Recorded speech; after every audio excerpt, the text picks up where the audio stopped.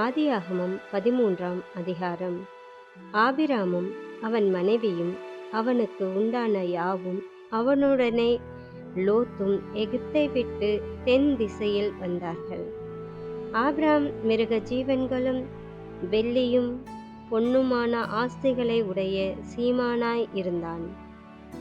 அவன் தன் பிரயாணங்களிலே தெற்கே இருந்து பெத்தேல் மட்டும், பெத்தேலுக்கும் ஆயிக்கும் நடுவாக தான் முன்பு கூடாரம் போட்டதும் தான் முதல் ஒரு பலிபீடத்தை உண்டாக்கினதுமான ஸ்தலம் மட்டும் போனான். அங்கே ஆபிராம் கர்த்தருடைய நாமத்தை தொழுது கொண்டான். ஆபிராமுடனே வந்த லோத்துக்கும் ஆடு மாடுகளும் கூடாரங்களும் இருந்தன. அவர்கள் ஒருமித்து குடியிருக்க அந்த பூமி அவர்களை தாங்கக்கூடாதிருந்தது. அவர்களுடைய ஆஸ்தி மிகுதியாயிருந்தபடியால் அவர்கள் ஒருமித்து வாசம் பண்ண ஏதுவில்லாமற் போயிற்று. ஆபிராமுடைய மந்தை மேய்ப்பருக்கும் லோத்தனுடைய மந்தை மேய்ப்பருக்கும் வாக்குவாதம் உண்டாயிற்று. அக்காலத்திலே கானானியரும் பெரிசியரும் அத்தேசத்தில் குடியிருந்தார்கள். ஆபிராம் லோத்தை நோக்கி, எனக்கும் உனக்கும் என் மேய்ப்பருக்கும் உன் மேய்ப்பருக்கும் வாக்குவாதம் வேண்டாம். நாம் சகோதரர். இந்த தேசமெல்லாம் உனக்கு முன் இருக்கிறது அல்லவா? நீ என்னை விட்டு பிரிந்து போகலாம்.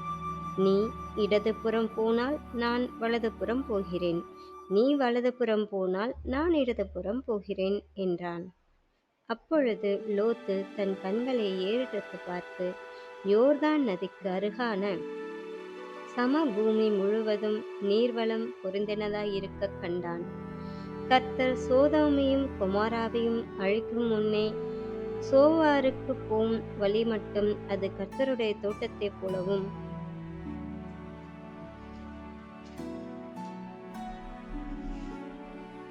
எகிப்து தேசத்தைப் போலவும் இருந்தது.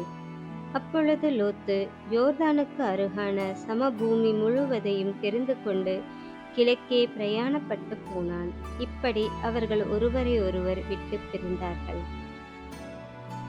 ஆபிராம் கானான் தேசத்தில் குடியிருந்தான். லோத்து அந்த யோர்தானுக்கு அருகான சமபூமியிலுள்ள பட்டணங்களில் வாசம் பண்ணி சோதோமுக்கு நேரே கூடாரம் போட்டான். சோதோமின் ஜனங்கள் பொல்லாதவர்களும் கர்த்தருக்கு முன்பாக மகா பாவிகளுமாயிருந்தார்கள்.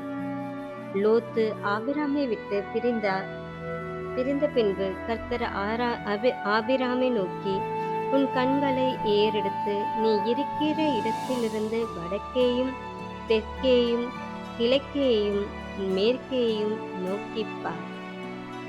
நீ பார்க்கிற இந்த பூமி முழுவதையும் நான் உனக்கும் உன் சந்ததிக்கும் என்றென்றைக்கும் இருக்கும்படி கொடுத்து உன் சந்ததியை பூமியின் தூளை போல பெருக பண்ணுவேன். ஒருவன் பூமியின் தூளை எண்ணக்கூடுமானால் உன் சந்ததியும் எண்ணப்படும். நீ எழுந்து தேசத்தின் நீளமும் அகலமும் எம்மட்டோ அம்மட்டும் நடந்து திரி, உனக்கு அதை தருவேன் என்றார். அப்பொழுது ஆபிராம் கூடாரத்தை பெயர்த்து கொண்டு போய் எபிரோனிலிருக்கும் மம்ரேயின் சமபூமியில் சேர்ந்து குடியிருந்து அங்கே கர்த்தருக்கு ஒரு பலிபீடத்தை கட்டினான். ஆமேன்.